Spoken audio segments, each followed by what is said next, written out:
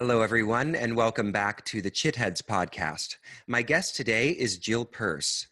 Jill is recognized internationally as the pioneer of both the sound and the ancestral healing movements. In the 1970s, she introduced the teaching of overtone chanting throughout the world and the spiritual potential of the voice for healing and meditation. In the early 70s, she lived and worked with German composer Karl-Heinz Stockhausen, exploring the spiritual dimension of music. She learned overtone chanting in the Himalayas with the chant master of the Gyuto Tibetan monastery. Jill practiced Dzogchen since 1978 with Namkhai Norbu Rinpoche.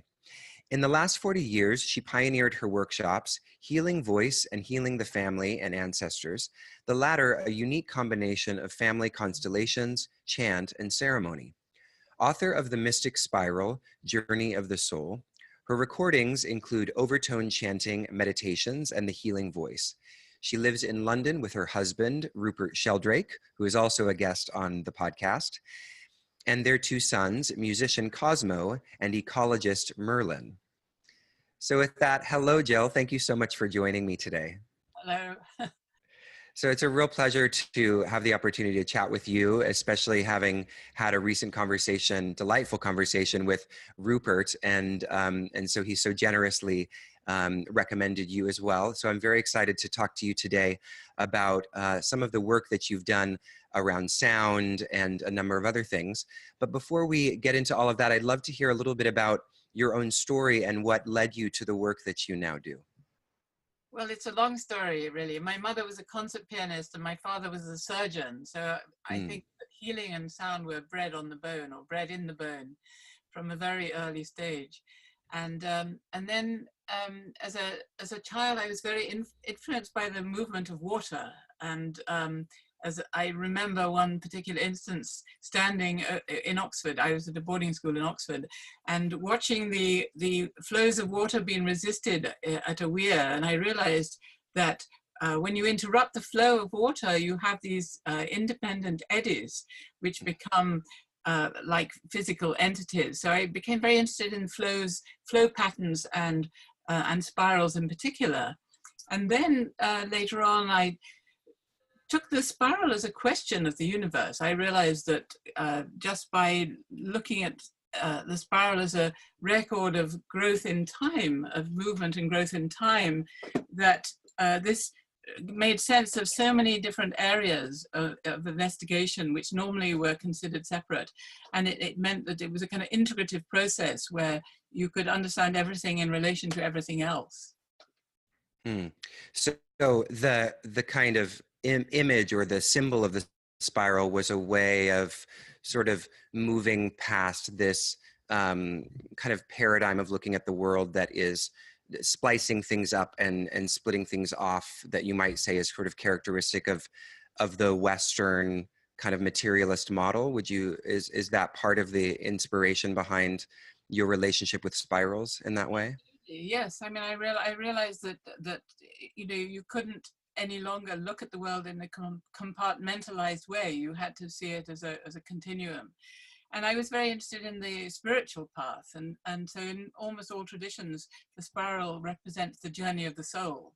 So the gradual understanding of the self rotating around the central axis, which is what you aspire to, which is the still point, which is the present moment, which is the now, but always rotating around it in a process of gradual development. And so I wrote the book, The Mystic Spiral, which was this mystical aspect of this, and using illustrations from the art of all different cultures, showing this as a psychological process. And this was always a kind of excerpt from a much larger vision of the spiral in nature, spiral in literature, spiral in art, spiral in consciousness. So it seemed to me the perfect way of understanding the world. And but the only one that I published was The Mystic Spiral, which came out in 1973, 1974. I wrote it in 73 and it came out in 1974, and amazingly, it's still in print. Amazing. So if you could say, this is sort of coming to me as you're describing this, if there was a symbol that sort of was dominating the kind of our current kind of cultural imagination, as opposed to something like the spiral and what it can offer in terms of, you know, highlighting this inner journey. What would you say that is? Does that make sense, what I'm asking? Well, I mean, I think that is the spiral. Are Mm, you saying other than the spiral? I mean, I think that's what the spiral is really. It has no beginning and it has no end. right, right. So you have done a lot of work, especially in more recently in sound healing and doing these workshops in overtone chanting. And so I'm curious, what sort of was the transition for you from this specifically work on the spiral to the work in sound? Well, I realized, well, actually, what was really about form, I became very interested in how form comes into being. And so the Mm, spiral was one example of that, you know, through these flow forms, through the resistance to flow, bringing about independent eddies. So an example of form coming into being through kind of hydrodynamics in a way. And then the other aspect of form coming into being was in the work of people like Hans Jenny kymatics or Faraday waves, which are or Cleardney patterns, which are these patterns that come into being in formless, seamless substances when you add sound and vibration. And then what you see are these very complex patterns of order coming into seamless, formless substances. And so that was what started me working with sound. It was seeing the forms being created by sound itself. Because what you see, if you, for example, if you sprinkle powder onto a metal plate and then you take a violin bow and you vibrate it, again, what you see is all the powder goes into the part of the plate that's not being vibrated. So mm, the pattern of vibration. So it was seeing these patterns in matter brought about by sound that made me realize the importance of sound. So in both cases, it was how does form come into being, which I realized was an unanswered question, and it's still an unanswered question. it is, yeah. And so that's what led me to sound. And then gradually, as I began to work with sound, I realized that in the West we had gone silent. You know, that all the ways that we had in community, in church, in our religious activities, societal activities, all the ways that traditionally we had sung together, chanted together, made sounds together, had been eroded from our lives, and that we had actually gone silent as a community. And also through the development of musical notation, music was hijacked by the professionals, you know, very early on, so that you had to read music if you were going to, and interestingly, the word is execute somebody else's music.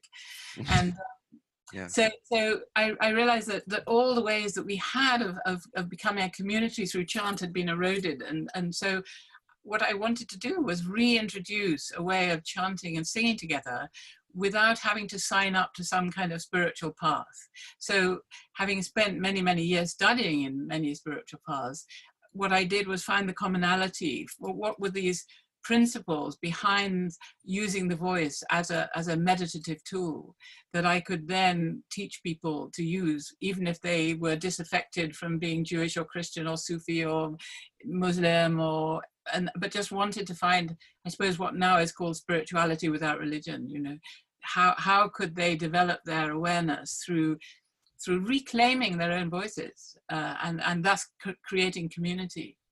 Yeah. Jill, what you're saying is really fascinating, and I think it's one of the things that I've really enjoyed most about getting to know your work is, and I don't think ever read or seen someone kind of put it this way in or draw attention to the way in which we as a culture have lost our relationship to sound. And so I'm curious, just to take a step back, you know, what are the factors do you think that have contributed? I mean, obviously, moving away from traditional kind of spiritual practices is perhaps one of them, but do you see any other kind of cultural forces playing a part in this loss of our kind of intuitive connection to vibration or sound? Well, I think one is the one I was just referring to, which is this development of musical literacy, where you write down the music that that comes to you, or somebody else's music, and then that is a language which is then only accessible to those people who read music, and that's always been limited. What it gives you is the ability to reinterpret and carry on something which was written a long time ago. So it's very, and also to put together very complex sonorous events with many permutations and combinations of sound, of timing, of rhythm, of pitch, of melody, of beginning and end, and all the sort of parameters of sound can be remembered, recalled, and then reproduced. So it gives us an ability to do something that we never had without it. But at the same time, it then becomes only available to those people, in a sense, professionals. Yeah. So really, music was hijacked in a way by the professionals. And one of the things about the opposite of a professional, is being an amateur. And the word amateur means to love something. So by definition, there's a sense that if you are an amateur, you love it, and if you're a professional, well, maybe you don't. So I think that led people to being disaffected, but also I think the idea of recording sound. So I strangely and ironically, so before people recorded sound, certainly in Europe, people had pianos and they stood around. Well, after pianos were invented, of course, they sang together. They sang around the piano and so on. But as soon as you had recording sound, you get professionals who put the sound into the machine, and then you, as a passive listener, are the one who listens to it and feels that they are somehow inferior. And so also there's a sense in which by putting earphones on, you can ram sound back inside you where it should have been all along and go deaf in the process. I think, this being hijacked by the professionals, has quite a big, line in terms of not just musical literacy, but also in terms of recorded music. So if there are people out there who record music, then people who don't record music become the passive listeners, and gradually their confidence is eroded and they feel that they're not good enough. But also there's what I mentioned before, all the spiritual activities, all the societal and spiritual activities where people have always come together as a spiritual practice in almost all traditions. And these, again, have been whittled away out of our society as people no longer go to take part in these things. So one way or another, that's happened. But actually, since I started this work, it's come back. And one of the things that I've watched since I started, and which didn't exist when I started, are community choirs. So when I started, if you wanted to join a choir, you had to read music, you had to have an audition, you had to sing in tune. And then so you had to feel pretty good about your ability to sing. But now it's absolutely wonderful. There are community choirs cropping up everywhere. And that is something really that's come about since I started, and it's just wonderful. And also online choirs, which is very bizarre. Online choirs? Yeah, there are wow. people who set up with people all over the world singing together and recording it. Yeah. Yeah. Wow. Yeah. I mean, what you're saying really resonates with me, because when I just talk with people about, the way in which kind of sound, or the fundamental importance of sound in our lives, and particularly in the various Eastern traditions, which we'll talk about in a moment. We all sort of intuitively sense that sound is important, because we all have had the experience of listening to a sound or listening to a song and being moved, or having a favorite artist that can really kind of capture our emotion. But it seems like, and a little bit aligned with what you're saying, that by externalizing sound as a form of entertainment, we've sort of lost the kind of connection to its centrality, or just how kind of fundamental it is. Does that seem kind of true to you?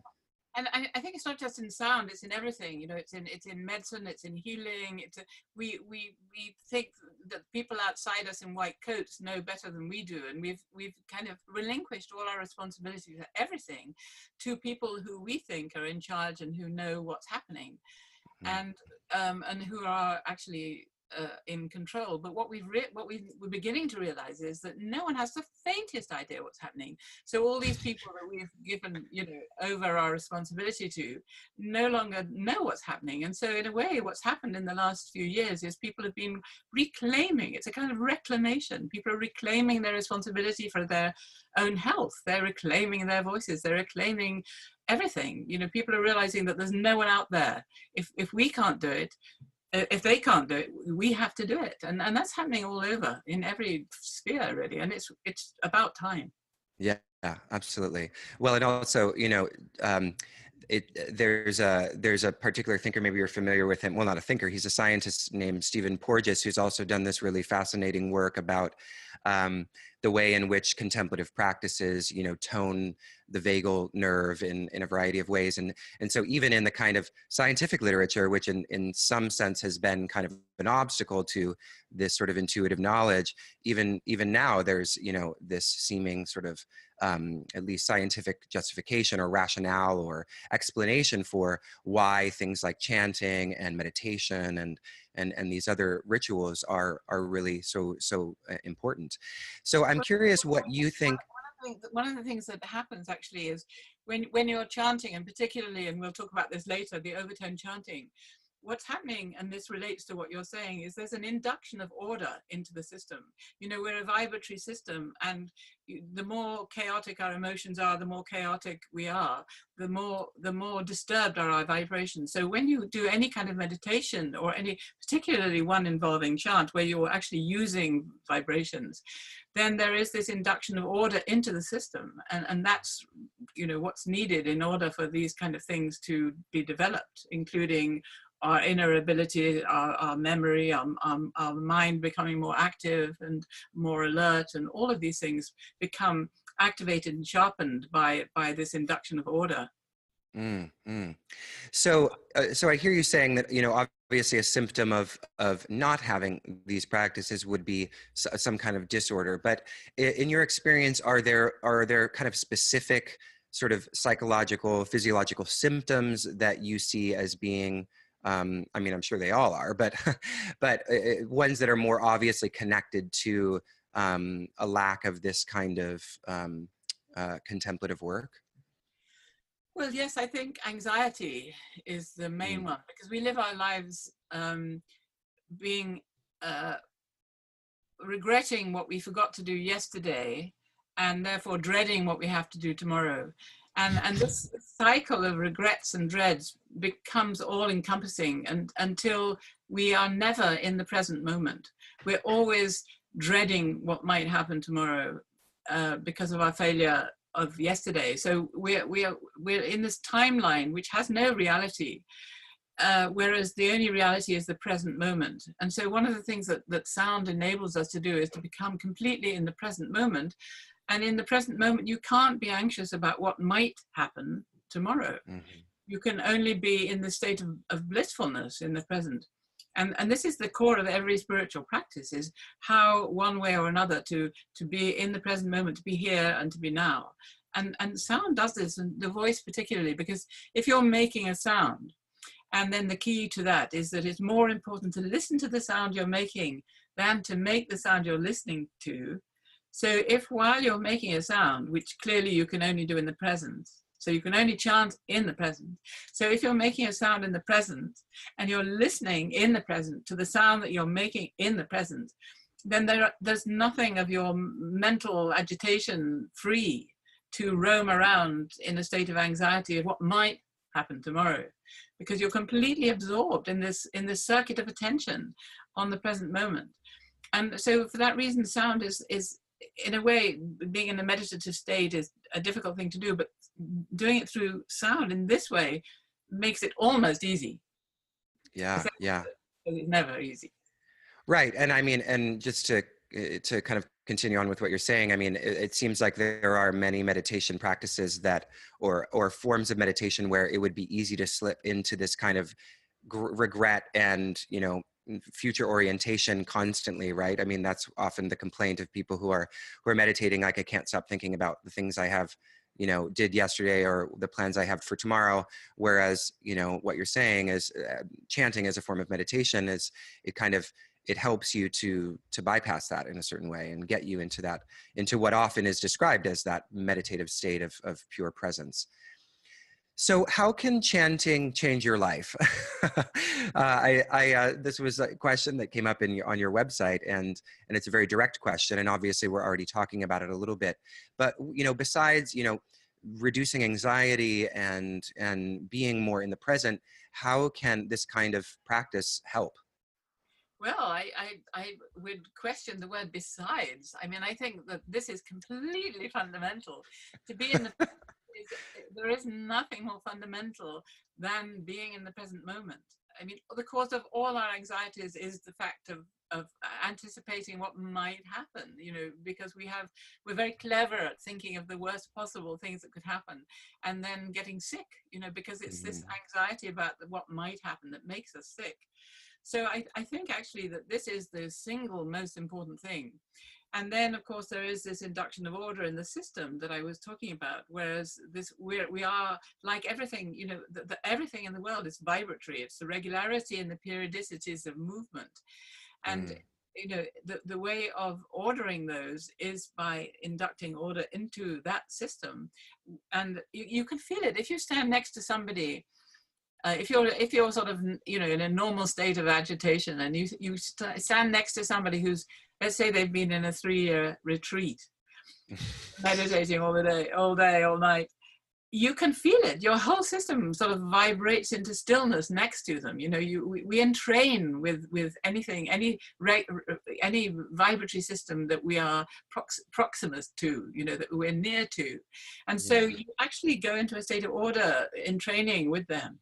So I think that in terms of changing your life, and also, this is healing, because most of our sickness comes through anxiety in some form or other. And so it's the anxiety and the disturbance that gets into the weak points in our physical body. So the larger the system of healing, the better, So if you can work with your emotional problems first, and then you gradually get down to the physical ones, then this is completely profound. And so working with sound, you're working with a larger system, inducing order into the system and stillness and presence. And there really is nothing more important, I think. So as a practice, like as a daily practice, Jill, what would, a chanting, what would the regularity of a chanting practice look like? I mean, how long, very practically, like how long per day, how many, is it every day? Is it morning and afternoon? Is it just once per day? What does that tend to look like? Well, I mean, it can be anything. I mean, the main thing about doing a regular practice is, if you're when I give a workshop, for example, and I teach many forms of sort of sonorous yogas, many forms of spiritual practices. And people often ask me, what shall I do on a daily basis? And the thing is that if you are too ambitious, you think, okay, I'm going to do this for an hour a day. So the first day you do it for an hour a day, and then the second day you do it for half an hour, and the third day for a quarter of an hour, and gradually it sort of disappears again. So what's in a way more enduring is to start small and then gradually get longer. Obviously, the more you do it, the better. But you have to be realistic about, the main thing is to incorporate it as a kind of regularity and as a habit into your life, so that it becomes, you don't have to think about it, because then if you do, there's always something you can do instead.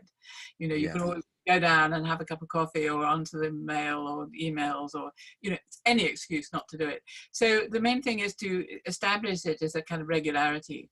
So first of all, breathing is important. It's important to because we're a wind instrument. So how we breathe, we're a tube with holes in us, and so how we breathe is very, very important. So I teach all kinds of breathing exercises. So lengthening the breath, because the breath is linked to the mind. So if you have a high agitated breath, then your mind will be in a state of agitation. So all yogic techniques involve lengthening the breath, for example, allowing it to become an extended out breath, for example. So long extended out breath, allowing the breath to fill you up again. And so working first with the breath, and then gradually bringing sound onto the breath. But always this circuit of attention, always listening. That's the key, really. It's the most important thing, is to listen to the sound that you're making while you're making it. And then there are no cracks out of which your troublesome mind, your monkey mind, can travel in order to make mischief. You know, it's to close all those escape routes for the mind, all those ways that we have of making shopping lists when we don't want to. Exactly. Yeah. So, and then of course I teach the overtone chanting, which is of all ways of chanting. In a way, it's the most fundamental, because Western music, and with the popularity of keyboard instruments in the 17th century, there was this problem of tuning, which is that if you get to a point, if you have you go to the tuning system would go from the note to the note 5 notes above it. This is unsurprisingly called a fifth. And so you go from that note 5 notes above that, 5 notes above that, and you keep going. It's called a cycle, another spiral of fifths. But when you get to the point after 12, when you should reach the octave, you don't. You overlap it, and it's called a Pythagorean comma. And so this overlap is the problem, because when you try and tune keyboard instruments, you can't. They're very in tune in one place and they're very out of tune in another. So in the 17th century, this was a huge issue, how to deal with the Pythagorean comma, this overlap of a quarter of a semitone, which made all instruments horrible.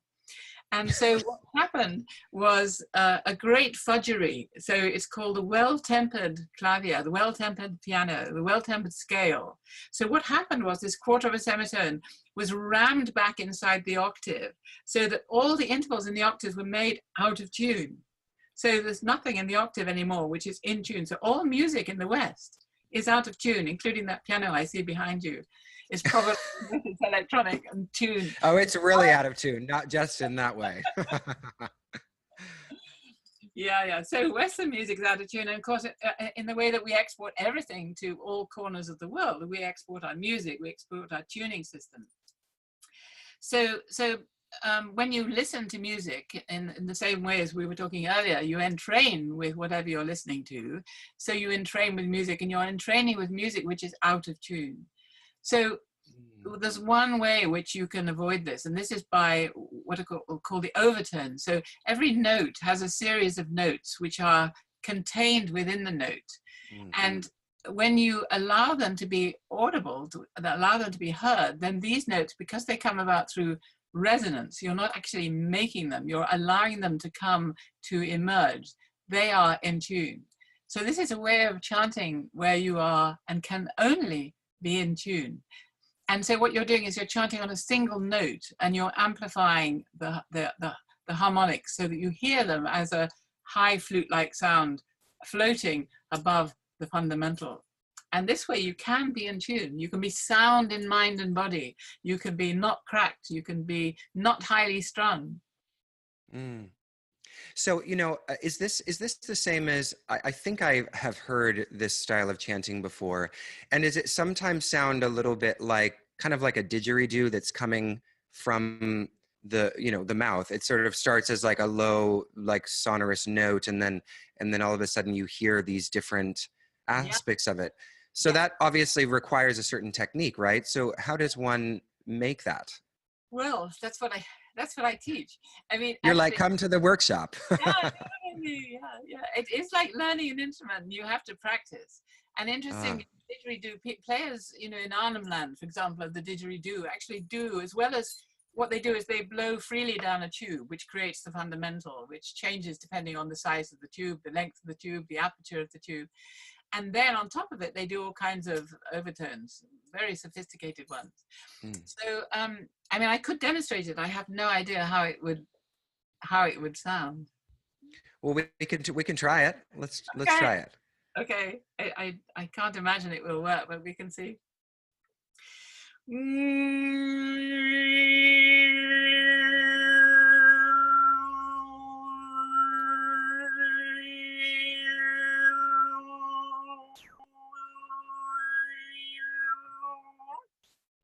Yes, it worked. It worked, great. Yeah, amazing, Jill. Yeah, that's exactly. So there's this kind of shaping technique that takes place that allows, even though you're chanting the same note, it sounds like you're chanting multiple notes. Yeah, exactly. And sort of moving up and down. that was a note. But then by changing the shape of the resonant cavity, I'm amplifying the notes that are contained within that one note. So we always think of one note as being one note, but actually every note contains an infinite number of other notes that we don't hear.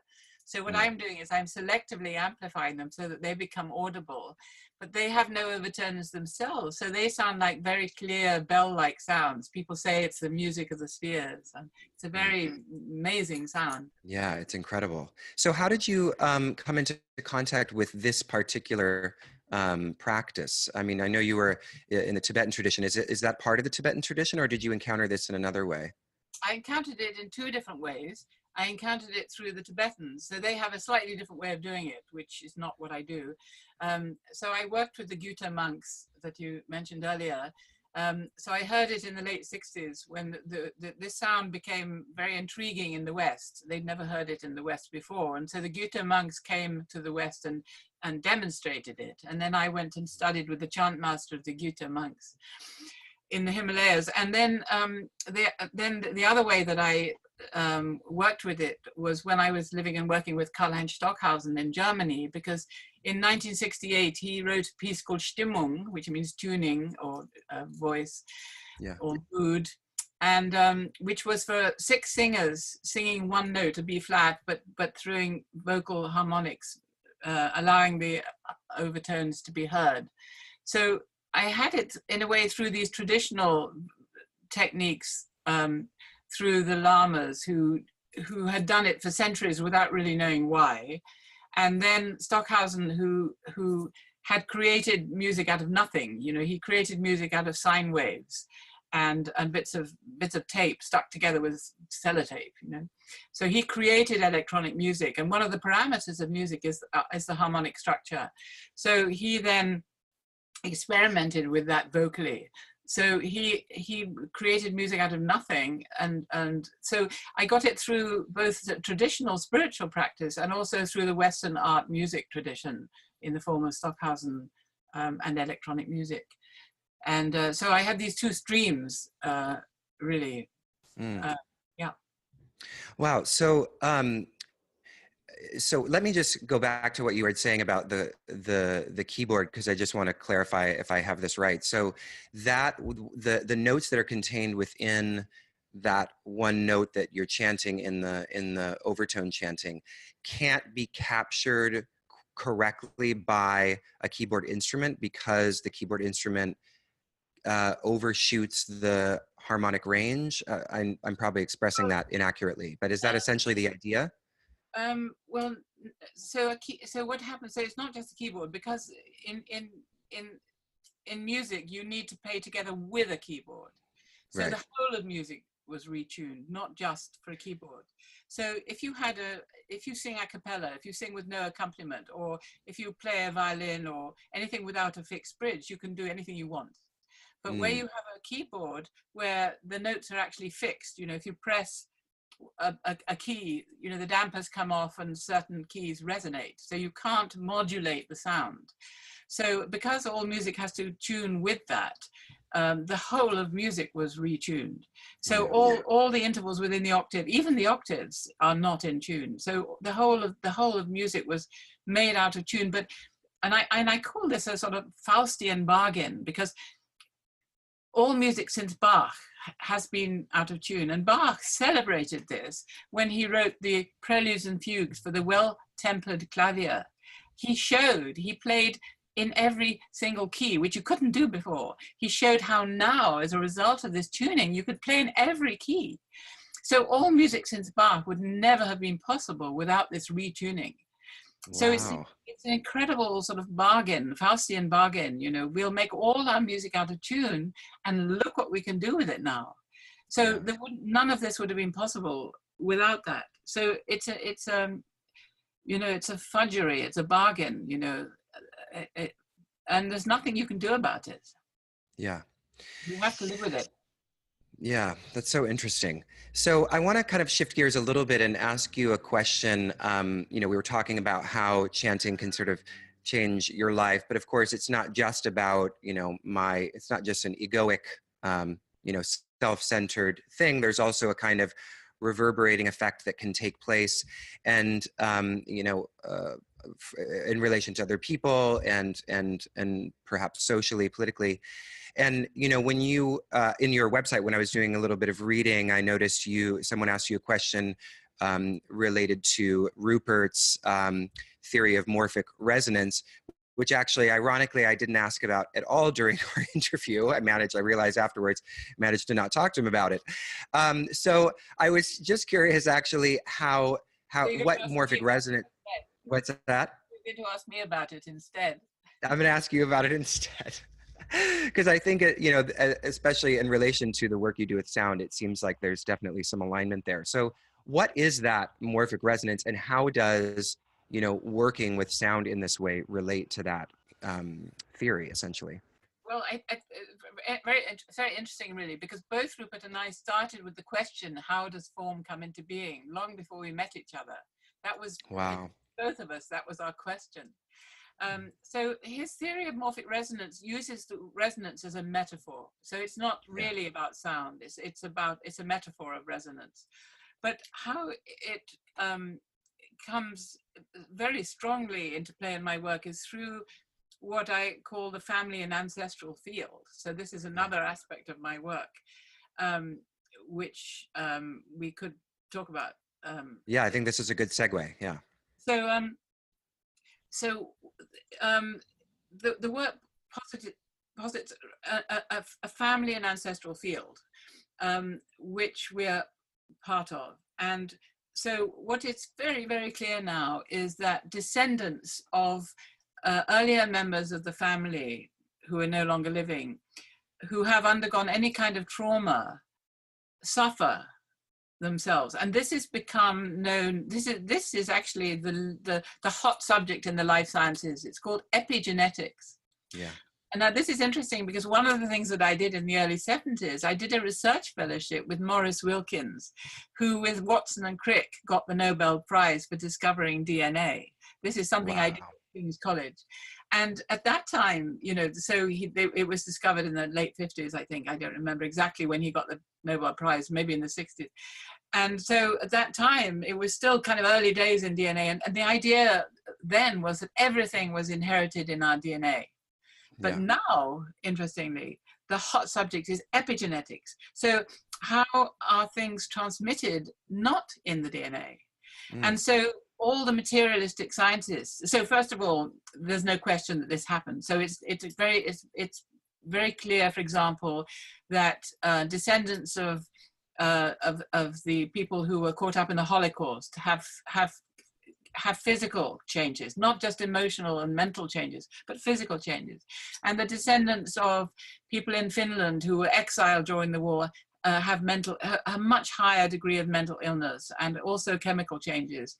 The people who were descendants from the famine in Ireland, from the famine in Holland at the end of the war. So all these kind of racial situations, there's a huge evidence now that multiple descendants, multiple generations later are affected by the trauma that happened.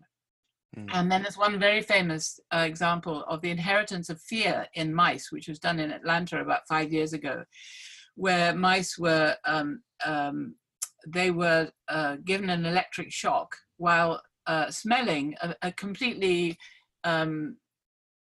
a normal, innocent flower-like substance called acetone phenone, a sort of almondy, flowery smell.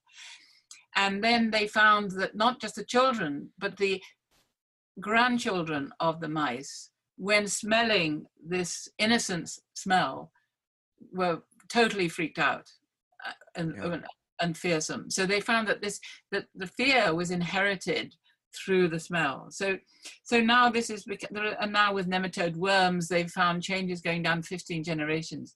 So this is all something which, in my work, there's no question about this. So as I said, all the material scientists are trying to find what turns the genes on and off, trying to sort of embed it materialistic and so on. But Rupert's theory of morphic resonance makes so much more sense, that these things are somehow laid down in a field. We don't know what fields are. I mean, we didn't know what gravity was, you know, we just knew the effects of gravity. So fields are very mysterious things that you know the effects of, even though you don't know the workings of them. So what I found in this work is that there's a field of the ancestors, family and ancestors. And so whenever there's any kind of trauma, and the trauma means an interruption. So it means an interruption in what might notionally be thought of as a completion of a cycle of life. In other words, dying young, dead in battle, illness, mental illness, incarceration, dodgy dealing, emigration, abortion, miscarriages, adoption, suicides, murders, you know, anything which interrupts a life. So what that gives rise to is a kind of impulse of unfinished business, which gets passed down the generations. So usually there's somebody in every subsequent generation who either follows almost exactly what happened to the earlier generation without knowing the person existed usually, or in some way being exiled from the family field, or being excluded, or self-excluding, or or patterns of suicides going down through families. The same thing happening again and again. But the people to whom this happens are the ones that have the opportunity of healing it. Sorry, 1 second.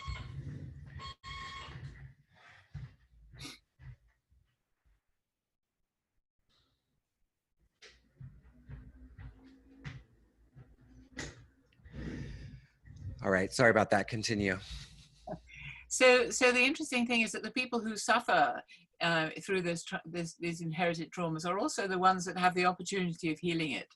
And so, and usually there's very often somebody in a family who takes on that responsibility. They feel in some very mysterious way responsible for the health of the family. And so they're the ones that usually start by coming and doing the work with me. And then what happens is that extraordinary things happen to other members of the family while they're doing the work. And so sometimes people come back on, say, the second day of a weekend and say, you're not going to believe this, but my mother's been estranged from 5 brothers and sisters for 26 years. They all telephoned while we were working, you know. So really extraordinary things happen to other members. And so then they get intrigued and they start coming, and it affects everybody. It's like the family is a web, a complex web. And when somebody works to acknowledge these interruptions and heal them in different ways, which is really about bringing in the outliers, you know, acknowledging and honoring the abusers, not you know, putting them out to outer darkness, but bringing them back into the field so that everybody has their rightful place. And when you do this, everybody feels good, even if they're not present. So what kind of, you know, obviously you don't want to give it all away, but what kind of practices or rituals are included in this kind of a process? Is it a lot of sound work, or is there other aspects to it? So what I do is I work with sound between each person. So I try to work with most people who are in the group. So we have a group of people in a circle, and then I choose the person to work with. But before we work, we make sound of different kinds to amplify the family field, and we do a kind of trance movement which is related traditionally to connecting with the ancestors. So I just wanted to say there's something about the ancestors which is very interesting. In most traditions, ancestors have a job description, and that's to look after, to guide, and keep the living alive. So, but the ancestors themselves have no agency unless the living acknowledge the ancestors. So all they can do is be like annoying, clamorous children trying to trip us up to remind us to get in touch and honor them. So they are often a nuisance until we actually do something to honor them and recognize them. And so as soon as you do that, then that gives them agency. It opens the streams of transmission so they can then become helpful and do their job. So that's very much part of this work, which is acknowledging the ancestors in a way that they can come on board. Wow. And then I have people to represent people's family members, you know, who then become sort of autonomous people, not acting, it's not play acting, but they somehow, in some completely mysterious way, become them. I mean, it's quite extraordinary. You know, when you're chosen to represent somebody, it's like you become them, and you feel like them, and you feel the pain that they had, or, you know, if their elbow hurt, you feel a painful elbow. Or, so it's very mysterious. And then, you know, the whole thing kind of unfolds. Everything, every time it's completely different. And guiding it is a very exciting process, because you have to ride the wave of novelty in its moment of revelation. There's no point at which you can say, if this, then that. It's just acting as it's revealed, which is thrilling, because you have to completely trust the process. You can't have any system in place. You know, you just have to trust that you're in the flow and doing the right thing. And for some reason, I'm able to do that, and it's completely magical. Wow. That's incredible. I mean, my family definitely needs it. So No, I'm going to be looking up the workshop for sure. And you know, one of the things that sort of just that I love about this kind of way of situating our own trauma is that, you know, it seems like, at least in the mainstream kind of discourse, we're always looking for the source of our own stuff within this kind of immediate, you know, self-narrative that started when you were however many years old, or when you were born. And oftentimes, you know, even that kind of assumption, right, gives birth to its own kind of problems, whereas being able to situate one's experience in that kind of larger web or field, even that alone, acknowledging that, seems to offer its own kind of, you know, liberating sort of feeling, just to not have to take responsibility in that sort of way, in that egoic way, to something that, you know, is beyond you, in the kind of ancestral field that you happen to belong to. It's tremendously liberating, and it has big implications for adoption, because, you know, people used to think when you adopted a child that you were getting a kind of tabula rasa, you were getting a clean slate, and that what you then did, you know, would affect the child.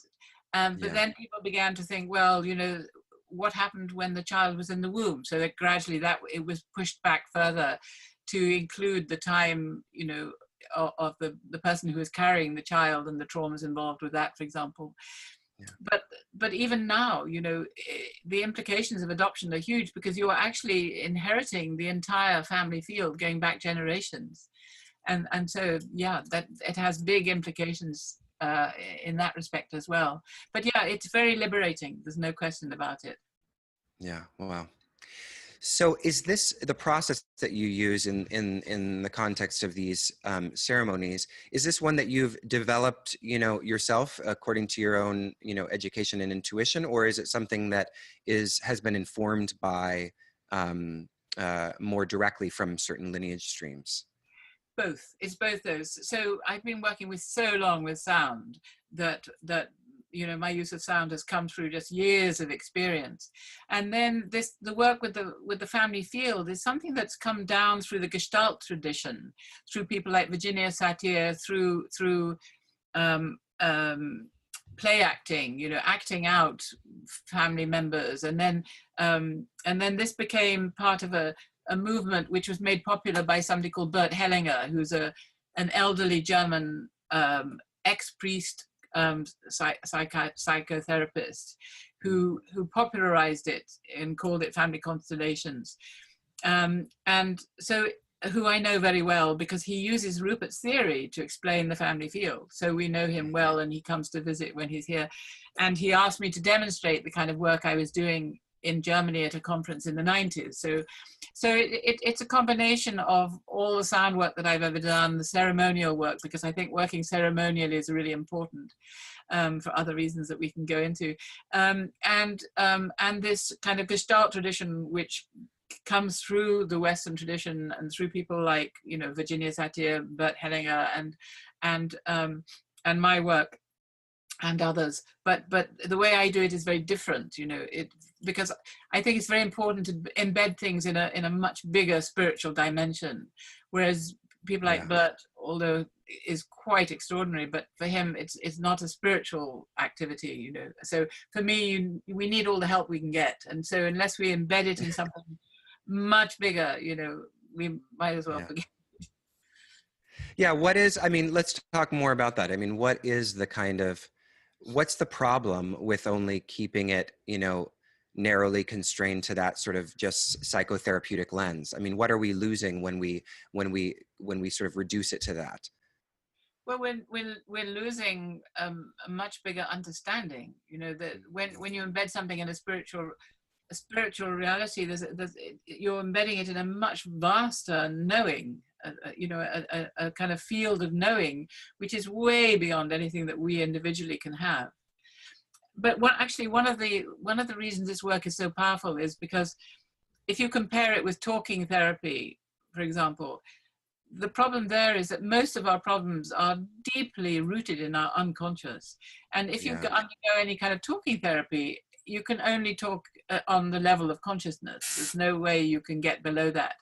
And so this work gets, really drills down deeply into the unconscious and explicates it out into the world in a way that otherwise you can't do. So it's a very, very powerful method for accessing this kind of thing.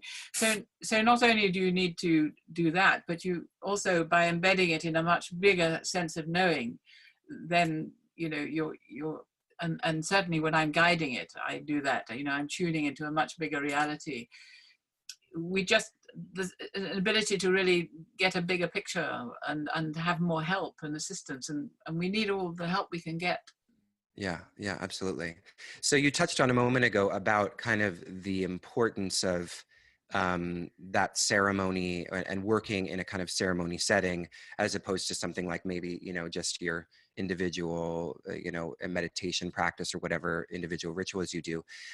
So besides, situating it in a larger spiritual context, what else is kind of fundamental, or what is so important about working in a ceremonial way? Well, one of the things, when you go to do any kind of work, personal work, or any kind of, you start off by thinking that you could be better, you could be kinder, you could be more enlightened, you could be more generous. You want to change. You have a sense that the way you are isn't as good as you would like to be, that you could improve in some way by doing something, right? So that you want to go from here to there. Mm-hmm. So you go somewhere and you do the work, and then you go home, but the people at home don't know that you've changed. So that, it's like a jigsaw puzzle. They resonate with you in the way that they always have, and so there's no way you can actually sustain the new you, because you're going back into the kind of resonant context that you came out of, which knew how you were before you started. Whereas if you work ceremonially, you have people around you who witness you going from here to there, who are present, who know, and you know that they know that you know that they know that there's no going back. So you have this kind of resonance containment, which allows for you to be established in the new. Because if you make any changes, because they're new, they're difficult to sustain, because you have years of the old way of being, which is got a much stronger field. So any kind of introduction into some new needs nourishing and containing and supporting. And that's why, I always think about weddings with this, traditional weddings. In fact, there was, So a lot of people nowadays, they have destination weddings. So they go off to Mexico, they get married underwater with a couple of friends who can afford to go, and they come back and they tell their friends, we're married, and their friends say, oh yes, well, really, but they weren't invited. So again, that's another thing. Not being invited is another thing. But in a traditional wedding, you invite all your societal context, who then witnesses you going from being unmarried, which we thought you might have been always before, to being the new you, which is married. And so that means that your entire societal context knows that you are now married and contains that. And one of my students found this wonderful paper, which is they were trying to find the correlations between what made for longevity in marriage. So they got all the parameters, the size of the cake, the expense of the wedding, the situation, how long the couple had known each other, did the parents know each other, every kind of parameter you could think of. And the in terms of correlation, the only thing that made any difference in relation to the longevity of the marriage was how many people were invited to the wedding. Not how much was spent on Wow. food, but how many people witnessed you going from being unmarried to being married. So the important thing there was the witnessing. So with ceremony, it's all about the witness. You know, the witnessing you going from here to there, witnessing you undergoing any kind of change. Wow. So this has been an amazing conversation, and it's been totally delightful talking to you about your very interesting and important work. And I feel like there's one area that we haven't touched on so much, which is the Mandala Ceremonies, which is another offering that you have, which are these week-long ceremonies. So how do these differ, or how do they complement, or the other work that you do in terms of the sound workshops and what we were talking about, the family constellation and ancestry ceremonies? Well, I think interestingly, they bring everything I've ever done together, really, because they're very visual as well. It's a completely immersive process, and it lasts 5 days of a week. So I spent, years studying Tibetan Buddhism, and one of the very, very core parts of Tibetan Buddhism is this notion of the mandala, which is a diagram of consciousness. And it has 5 colors, 5 directions, something in the middle, maybe some kind of aspect of divinity that you identify with. And it's got, 4 doors. And so, and it's a diagram that you contemplate. So what I in the early 2000s, about 2003, I had this revelation. I realized that it was a ground plan of the stupa. So in Buddhism, the statue of the Buddha is a very late invention. And he comes about when the Buddhists met the Greeks in Afghanistan, which is why he looks like a Greek sculpture, which is why he's wearing a toga and sandals. So he's Greek, essentially. And he came late. So before the image of the Buddha, there were demarcations of the center. There were pillars, and there were stupas, and there were the wheels and footprints, but that was it. And so the stupa is a demarcation of the center. It's got a big bulbous thing, and then a sort of umbrella-y thing, and 4 directional gates. And what you do when you go to the stupa is you walk around it, you circumambulate it, and again, you're aspiring to the center, which is the still point. And when you go around it, you have these 4 directions which correspond to the north, south, east. They correspond to the directions, and then you have the central direction.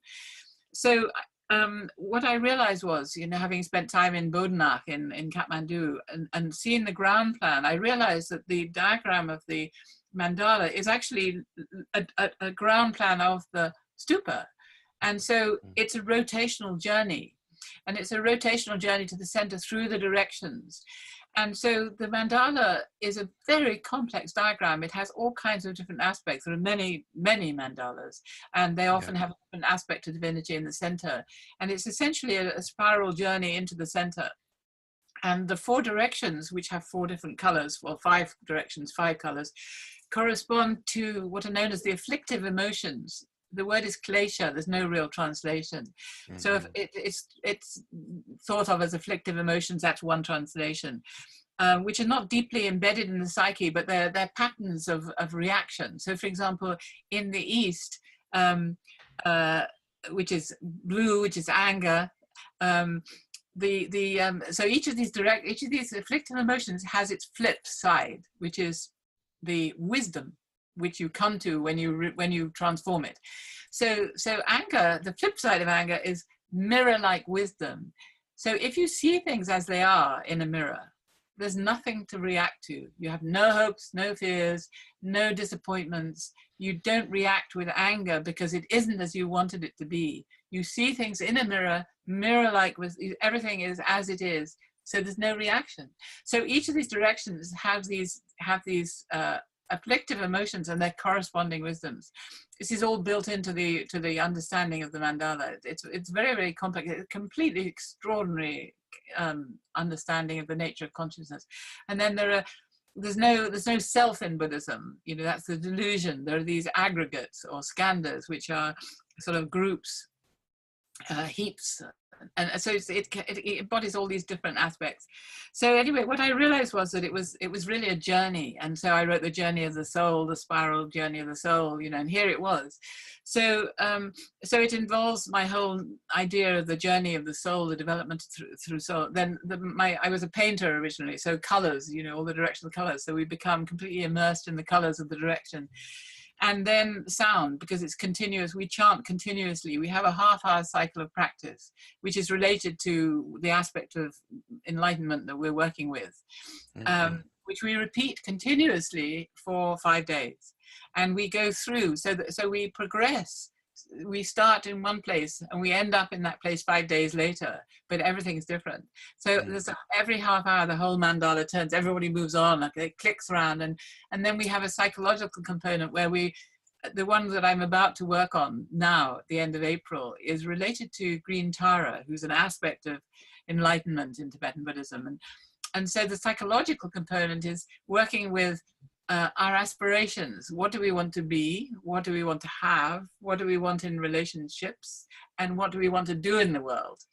And so we articulate our desires in that. And then we articulate what's stopping us. And so the psychological work is letting go of both our desires for what we want to be or have, and letting go of that which is blocking it.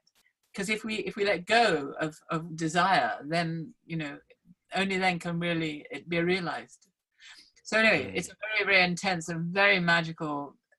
And the thing that's unique about it is the duration, because there is nothing in our society any longer which has this kind of duration where you repeat and repeat and repeat a continuous chant, and it's absolutely extraordinary.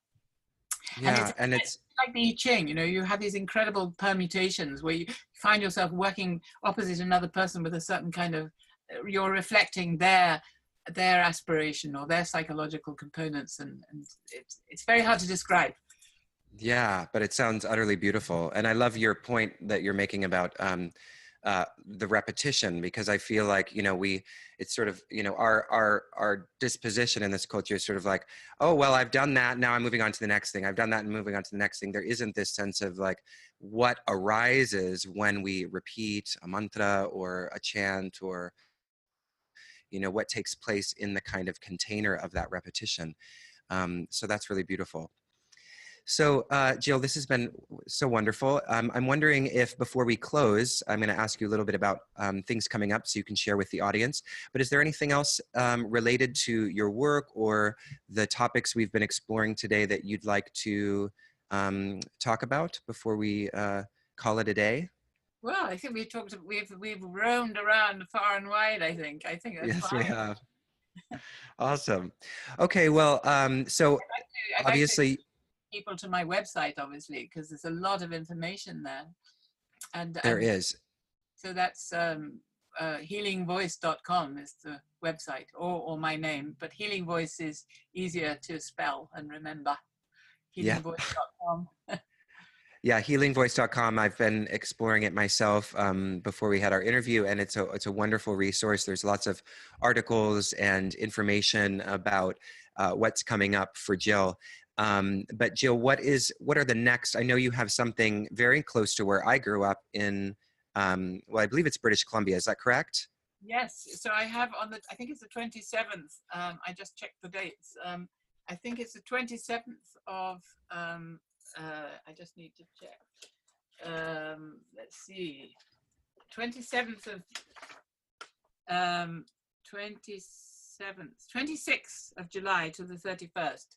I have a workshop on Cortes Island, Hollyhock. It's a 5-day workshop doing the healing the family and ancestors. Wow. And I have coming up in England on the 26th of April. I have one of these mandala weeks. The Healing Voice Week with the Mandala of Green Tara, and that's in Somerset near Glastonbury, which is one of the most magical and sacred parts of Britain. And I still have a few places on that, and it's a beautiful place, and it's a fantastically transformative week. So that's the 26th of April. So April and July. So anybody who's interested, who's listening, please do check out healingvoice.com and and join Jill for one of those fantastic events. Are there any others coming up that you'd like to mention, Jill? Well, there's another one in the States. I'm working in Massachusetts. I'm doing on the 4th to the 6th, I'm doing a Healing Voice weekend at Row Camp. And then from the 6th to the 11th, I'm doing Healing Family and Ancestors. So it's a whole week of 2 different aspects of my work, and that's in Western Massachusetts. Wonderful. Yeah. All right. Well, Jill, this has been fantastic. Thank you so much for joining me today and talking to me about your inspiring work. And But I have one other thing. Yes. Yes. I have a week of the family work again near Glastonbury in Somerset on the 14th of June. So that's the most amazing of all the Healing Family and Ancestor workshops, which is over the summer solstice. Oh, wow. Which we celebrate. And actually on the 26th of April, we also celebrate May Day. So I have a week in October where we celebrate All Saints and All Souls, and we do a Requiem Mass. So I time these week intensives over these important days of equinoxes and solstices, not equinoxes, the cross quarter days and the solstice. So very important, because this is when the veil is drawn back and contact with the ancestors is much, much easier. Excellent. All right. And all of those are currently on your website. That's correct? Yes, they are. Excellent. All right. Well, thank you so much, Jill. It's been such a pleasure.